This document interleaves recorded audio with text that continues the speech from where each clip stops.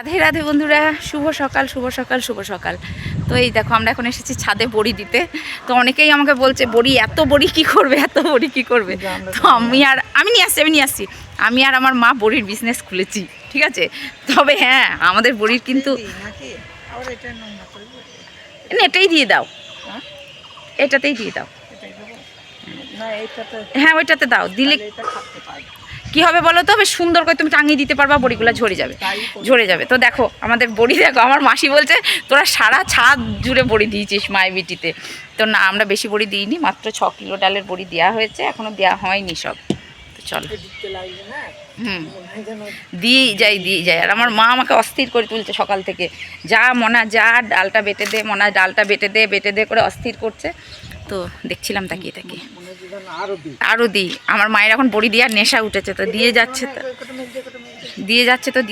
আর সূর্যদেব উঠেছে, হাওয়া আছে। চলো দেখাচ্ছি ভাজা বড়িতে কী কী দিয়েছে আমার। পোস্ত, কালো জিরে, লঙ্কা, লবণ। হ্যাঁ, পোস্ত, কালো জিরে, লঙ্কা, লবণ।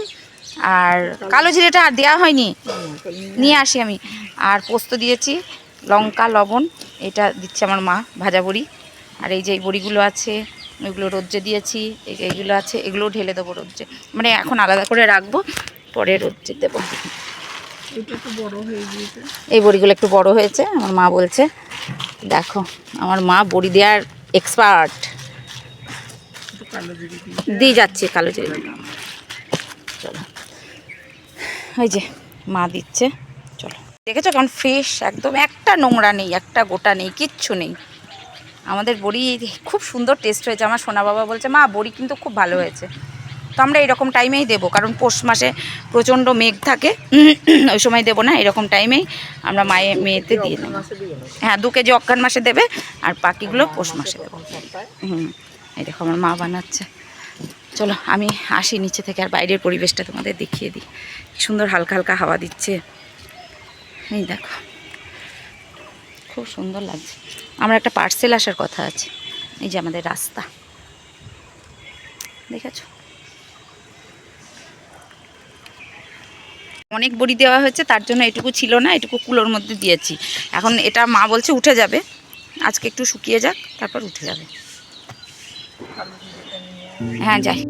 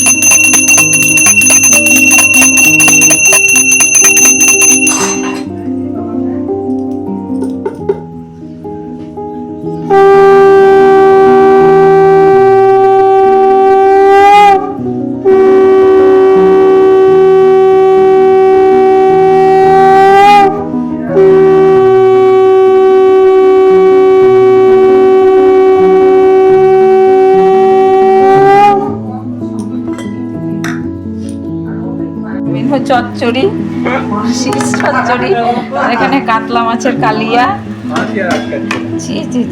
পাগল একটা ছিল। আর এটা আমার ছেলে এনেছিল কালকে বজুলি ট্যাংরা নাকি বলে, সেই মাছ, আলু, ফুলকপি, বেগুন, বড়ি দিয়ে তরকারি।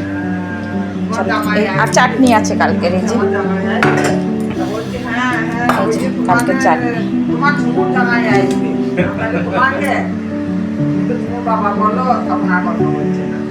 খুব বড়। এইমাত্র খাওয়া দাওয়া কমপ্লিট হলো, আর এসেছে হচ্ছে দিলীপদা। এই যে ইলেকট্রিকের একটু কাজ আছে, ওইটা করতে এসেছে। চলো, এইমাত্র কমপ্লিট হলো খাওয়া দাওয়া। এখন বাজে 3:20 মতো। একটু বসবো, তারপরে আবার ছাদে বড়ি আছে, বড়িগুলো মা বলছে সব উঠে গেছে। খুব রোদ্রের তাপ না, আমাকে একটু বসো, পরে 4টের দিকে গিয়ে তুলে নিয়ে আসলেই হবে। আজ আর হনুমান কিছু আসেনি। শুভ সন্ধ্যা বন্ধুরা, এখন হচ্ছে চা বানাচ্ছি, আর আমার পুচু শুয়ে পড়েছে। আর এই দেখো, তারা ওয়াশিং মেশিনটা সেট করলাম এখনো। কালকে ওই যে দাদা আসবে, সেই দাদা এসে সেট করে দিয়ে যাবে।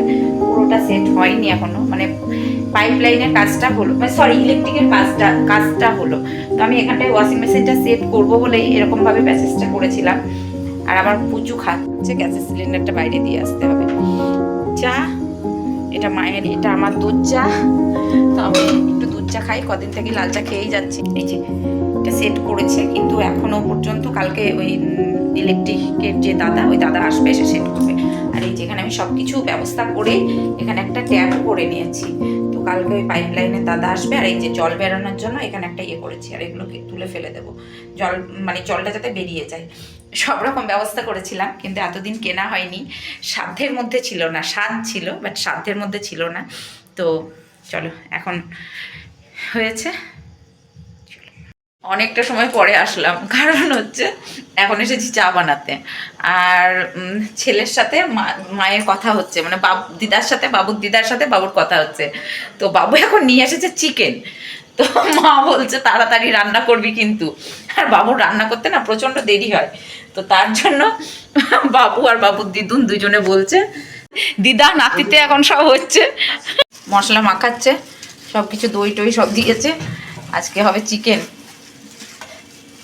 ছেলে খুব ভালো রান্না করে, তো ওর হাতে লেগে যাবে বলে একটা ক্যারি প্যাকেট বেঁধেছে। ওগুলো চামচ দিয়ে কর, চামচ দিয়ে ভালো হবে না বলে ক্যারি প্যাকেট বেঁধেছে। যাই হোক, এখন ভালো রান্না শিখে গেছে আমার ছেলে। আর দিদা নাতিতে করবে, আজকে আমার ছুটি। ওরা দুজনে যা করে করুক, আমি এবার গিয়ে একটু শোবো, আর পারছি না আমি। চলো দেখি, তোমাদের সাথে শেয়ার করবো ভিডিওটা অবশ্যই। ঝাঁঝ লাগছে না তো? ঝাঁঝ লাগবে তো, পেঁয়াজগুলো খুব ঝাঁঝছে। আমি মাখিয়ে দেবো বললাম তো।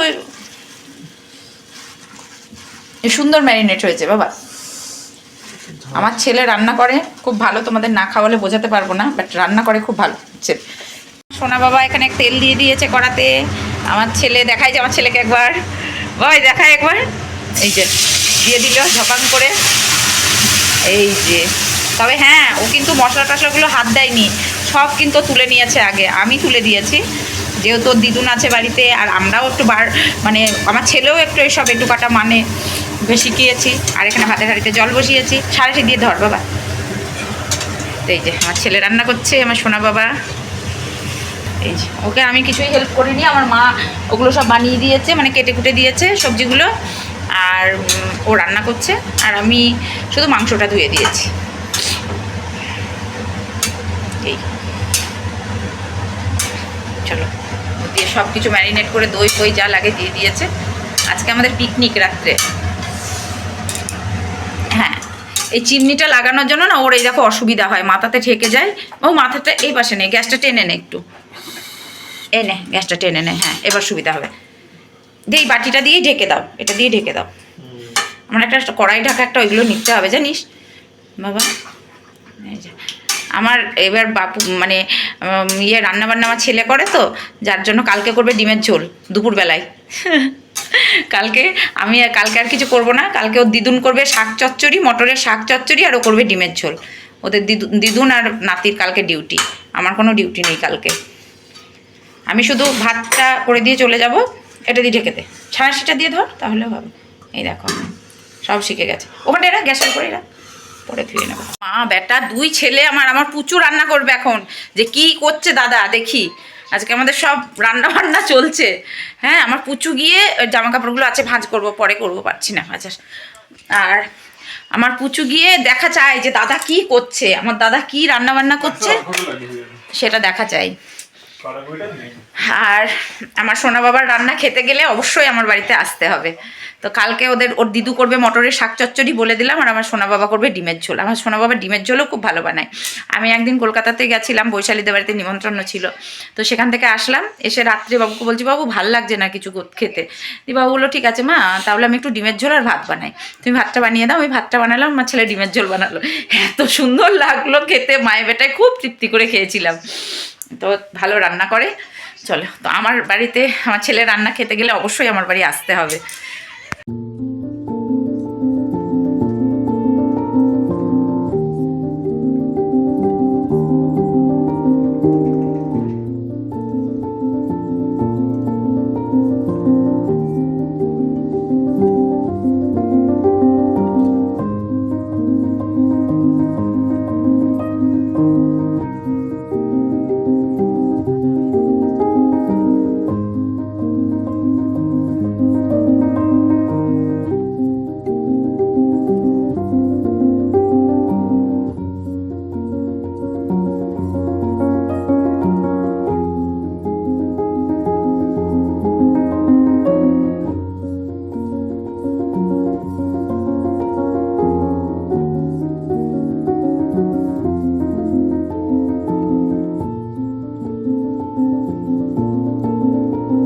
যে রান্নাবান্না রেডি, এবার থালাও নিয়ে চলে এসেছি, এবার খাবার বাড়বো। দেখাই চিকেনটা কেমন হয়েছে। এই যে খুব সুন্দর হয়েছে, দারুণ দারুণ হয়েছে। চলো এবার সব খাবার বেড়ে দিই। ছেলেকে ভাত দেবো।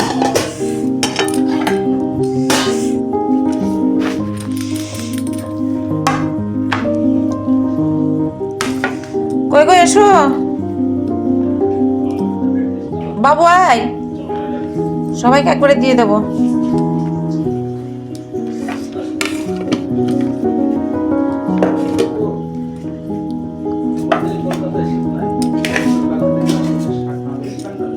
কোথায়?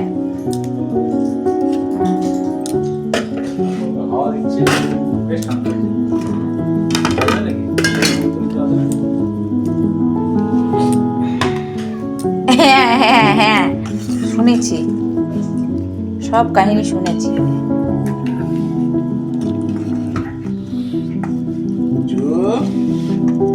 তো বসো, দাঁড়িয়ে দাঁড়িয়ে আবার কি খাওয়া? তো বসো, বসে খাবা তো। বাবু আয়।